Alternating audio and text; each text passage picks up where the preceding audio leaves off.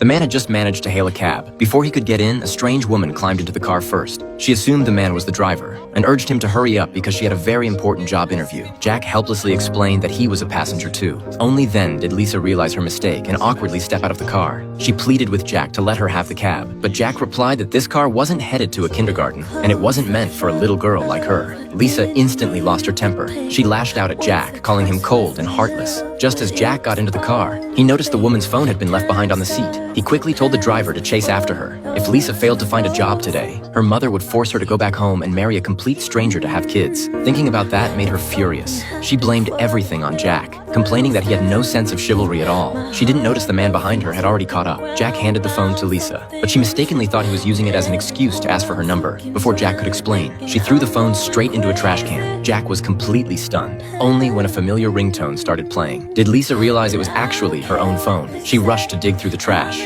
Jack couldn't help laughing at the girl in front of him. Standing at the entrance of the company, Lisa was overwhelmed with emotions. This was her last chance. As soon as she walked in, her competitor arrived as well. Both of them were interviewing for the CEO's secretary position. Lisa carefully sized up the woman in front of her, then looked at herself and saw nothing that resembled a secretary. At that moment, two employees entered the elevator. As soon as they got in, they started gossiping without a care. Şu hayatta var ya torpil kadar tiksindiğim başka hiçbir şey yok.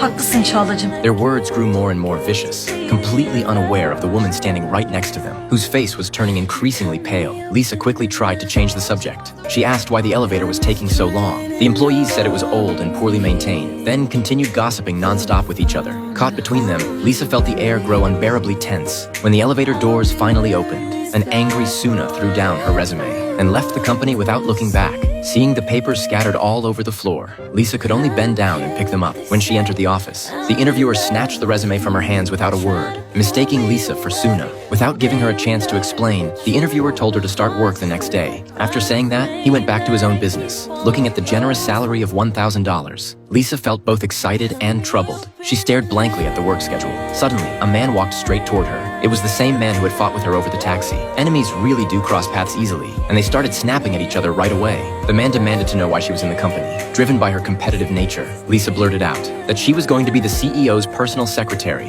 and warned him to watch out or she'd make his life difficult. The elevator suddenly malfunctioned. Lisa immediately became anxious and panicked. It turned out she suffered from severe claustrophobia.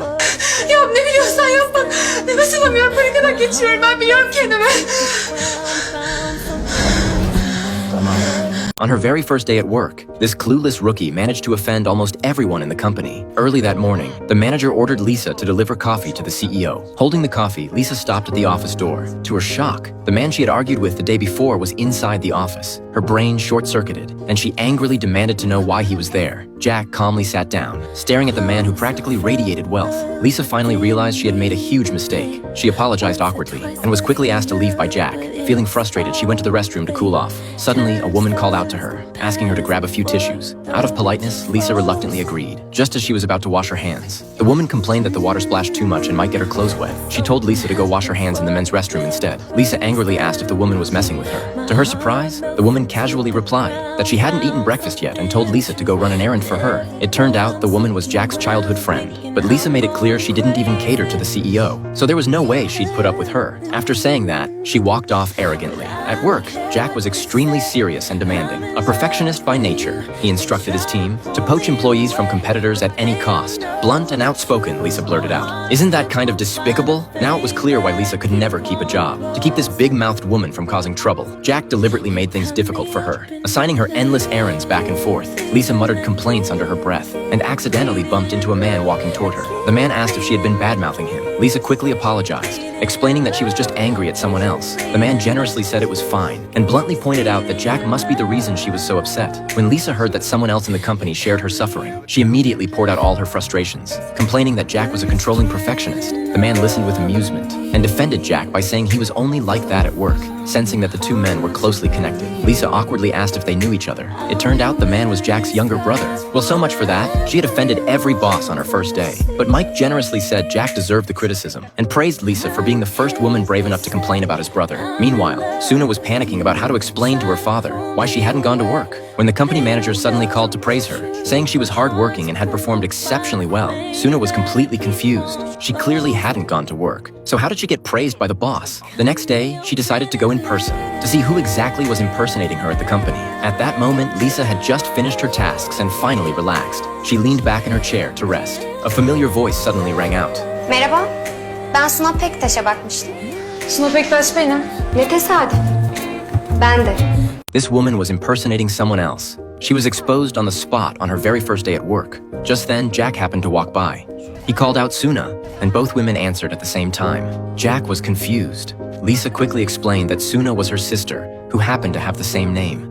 Jack was unhappy that Lisa was chatting with a friend during work hours. Suna snapped back, asking why she wasn't allowed to talk. Jack said he was speaking to an employee and told her not to interrupt. Suna replied that she was also his employee. That completely caught Jack off guard. He didn't expect Lisa's friend to be even more rebellious than Lisa herself. Lisa quickly pulled Suna aside. She explained that she had only picked up some discarded papers and was mistakenly taken for someone else. She begged Suna not to expose her and asked her to let her fill in for just 2 more days. Seeing how sincere Lisa looked, Suna softened but firmly turned her down. She warned Lisa to leave the next day. Lisa later vented to her close friends about what had happened. She complained that her career was basically over. She didn't notice Jack standing right behind her. Startled, Lisa lost her balance and fell straight into Jack's arms. That scene was witnessed entirely by Jack's ex-girlfriend passing by. The next day, the ex-girlfriend showed up at Jack's house. She complained about how arrogant Lisa had been in the restroom and how little respect she had shown her.